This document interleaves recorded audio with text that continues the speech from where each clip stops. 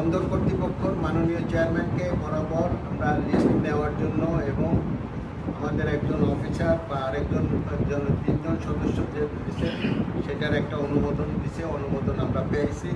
দেরি হলো, বিলম্ব হলো, আমরা তার অনুমোদন পাইছি, কিন্তু ভোটার লিস্টের জন্য আমরা আবেদন করছি, আবেদনের আছে এবং আমরা খসড়া ইতিমধ্যে একটা খসড়া ভোটার লিস্ট আমাদের হাতে চলে আসছে।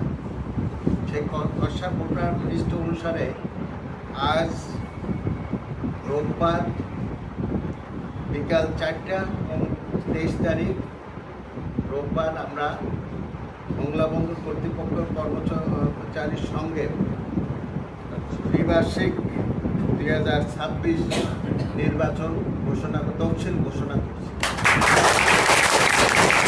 কর্মচারীর সঙ্গে রেজিস্ট্রি নং 1957 সংশ্লিষ্ট সদস্য জানানো যাচ্ছে যে আগামী 15/9/2026 তারিখ রোজ মঙ্গলবার মংলা বন্দর কর্তৃপক্ষের সঙ্গে কার্যকারী কমিটি দ্বিবার্ষিক সাধারণ নির্বাচনের অনুষ্ঠিত হইবে।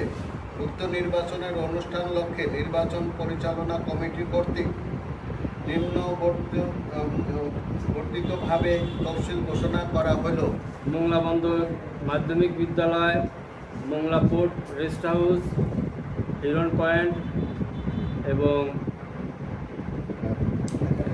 ঢাকা মংলা পোর্টের যে রেস্ট হাউস, সেখানে একসাথে ভোট গ্রহণ করা হবে এবং একই দিনই ভোট গণনাপূর্বক চূড়ান্ত ফলাফল ঘোষণা করা হবে। আমরা দীর্ঘ সময় দেখছি এই সিবিএ নির্বাচন নিয়ে শেখ হাসিনা সরকারের আমলে, স্বৈরাচারী সরকারের আমলে ষড়যন্ত্র চলছে, নির্বাচনের ভোট পুনরানো নিয়ে ষড়যন্ত্র চলছে, দাঁড়ানো নিয়ে ষড়যন্ত্র চলছে, কেউকে দাঁড়াইতে দেয় নাই, কাউকে এই নির্বাচনে প্রতিযোগিতা হোক, যাকে খুশি তাকে নির্বাচনের ঘোষণা দিয়ে রাত্রের অন্ধকারে ভোট সিল মেরে আপনাদেরকে ন্যায্য ভোটের থেকেও অধিকার থেকে হরণ করছে এই বিগত স্বৈরাচারী সরকার। আমরা চাচ্ছি এই সুন্দর একটা নির্বাচন দীর্ঘ সময় পরে আপনার ভোট আপনি দেবেন, যাকে খুশি তাকে দেবেন।